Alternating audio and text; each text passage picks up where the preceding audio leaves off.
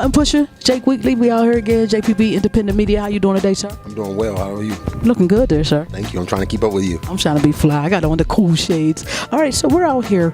I see you brought Tom Wolf into the community. How do you think he's doing? I think he's doing a great job. I think the fact of the matter, his story is what people are attracting to. It's not the fact that he looks the best, he talks the best. It's the fact that they see a story that they relate to. And I think when you have a people who relate to your story, you have a movement. And I think right now we need something that people can believe in, because right now they don't believe in their government. And they don't believe in their government because the government hasn't done anything for them. And I think this man is bringing something fresh that if people give him a chance, he will be a great upgrade than what we have right now. Excellent. Now, you know me, I ask the questions that the people want to know. And the first question that they asked me to ask you was, what is a land bank? Should we be concerned about this? And if so, how can we get involved? Sure. A land bank is essentially a tool by which government and nonprofit communities can efficiently pass on or take over property, especially blighted and vacant property. And so you should be concerned. But I think as a concept, land banks can be a good tool, but it's how they set up and who's running them.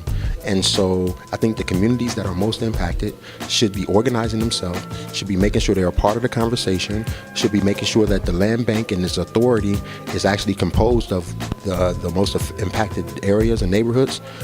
But generally speaking, I think it can be a good thing, but it is all going to go down to the details. And how they can get involved is they can start monitoring city council.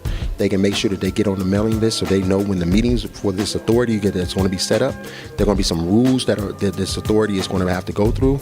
Be very active in those rules, and because how it's set and how the rules are discarded will be the formation of how this thing will act in their neighborhoods. Now, we talked about this before. I just wanted to ask the question again because, again, I asked what the people asked me to ask.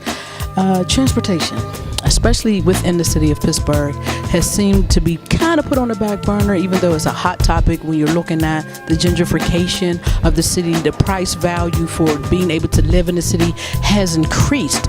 And there's a lot of the poor people who are used to living at Homewood, used to living in the Hill, are now being forced to Catania, forced to Trenholm, and there are no buses running. Is there a plan to get transportation money back into the city and flowing?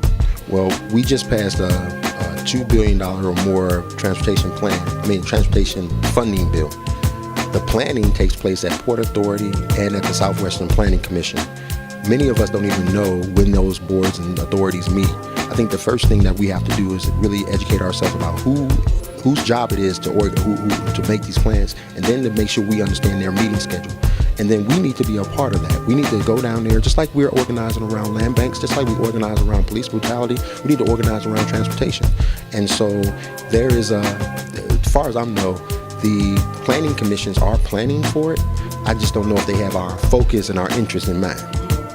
We need to get organized to get that going. Yeah, we definitely need to get organized right away, and we need to get going. And they're going to be spending $2.1 billion. We need to also make sure that we're getting part of that spend plan, that our communities are getting put to work, that our businesses are getting part of the contracting. All right, one more question. I know you're kind of busy, so I'm going to get this done. So, right now, last year or so, we've seen a whole bunch of less than noble behavior coming from the police department in the city of Pittsburgh. I'd like to know what you think communities can do to strengthen the ties between police and community, and on the flip side, what the police can do to strengthen the ties between police and community.